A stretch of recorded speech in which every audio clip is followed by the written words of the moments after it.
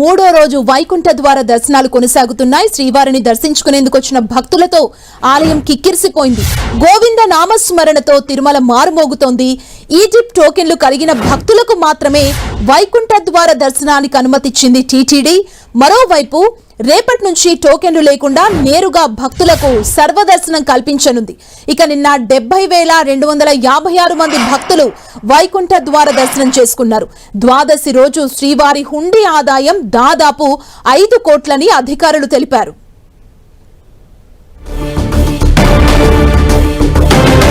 వైకుంఠ ద్వార దర్శనాలు మూడో రోజు కొనసాగుతున్నాయి. మరింత సమాచారాన్ని మా ప్రతినిధి శ్రీనివాస్ మనకు అందిస్తారు. శ్రీనివాస్,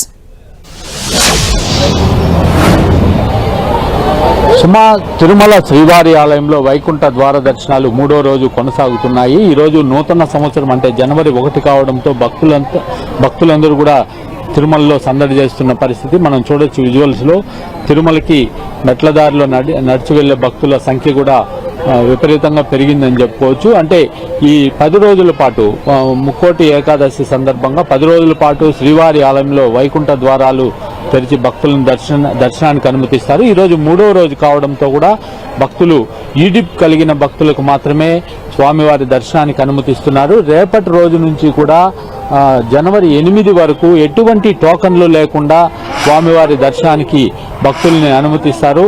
మొత్తం మీద తిరుమలలో భక్తుల రద్దీ అనేది గత 3 రోజులు 4 రోజులుగా కూడా అదే విధంగా కొనసాగుతుంది. ఎవరైతే ఈజిప్ట్ టోకన్లు పొందారో అటువంటి భక్తులను మాత్రమే స్వామివారిని దర్శనానికి అనుమతిస్తున్నప్పటికీ భక్తుల రద్దీ కూడా బాగా పెరిగిందని చెప్పుకోవచ్చు. రేపటి నుంచి టోకన్లు లేకుండానే స్వామివారి దర్శనానికి భక్తులను అనుమతిస్తారు. అయితే ఇటు టీటీడీ కూడా ఈ టోకన్లు లేకుండా వచ్చే భక్తులకు ఏర్పాట్లు అంటే ఎక్కడ కూడా ఎటువంటి ఇబ్బందులు లేకుండా, ముఖ్యంగా టోకన్ లేకుండా వచ్చినప్పటికీ వాళ్ళు క్యూ లైన్లో వేచి ఉండే సమయంలో అన్నప్రసాదాలు కావచ్చు, వాళ్ళకి మంచినీరు కావచ్చు, ఇవన్నీ కూడా ఎక్కడ కొరతలు లేకుండా జాగ్రత్తలు తీసుకుంది. రేపటి నుంచి అంటే క్యూ లైన్లు కూడా పెరిగే అవకాశం ఉంది. ఇప్పటి వరకు 3 రోజులు ఎక్కడ క్యూ లైన్లు లేకుండా వచ్చిన భక్తులు వచ్చినట్లుగా స్వామివారిని దర్శించుకొని వెళ్ళడం చూసాము. అయితే రేపటి నుంచి కాస్త క్యూ లైన్లు అయితే బయటికి కనిపించే అవకాశం ఉంది. దీంతో టీటీడీ కూడా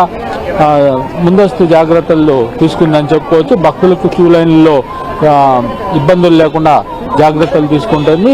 అంటే ఇటు అలిపిరి మెట్ల మార్గం నుంచి కూడా శ్రీవారి ఆలయం వరకు భక్తులు సందడి కనిపిస్తోంది. ముఖ్యంగా ఈ వైకుంఠ ఏకాదశి ద్వార దర్శనాలకు తోడు ఈరోజు నూతన సంవత్సరాది కూడా కావడంతో భారీ ఎత్తున భక్తులు స్వామివారి దర్శనానికైతే రావడం జరిగింది. సుమా, థ్యాంక్ యూ శ్రీనివాస్.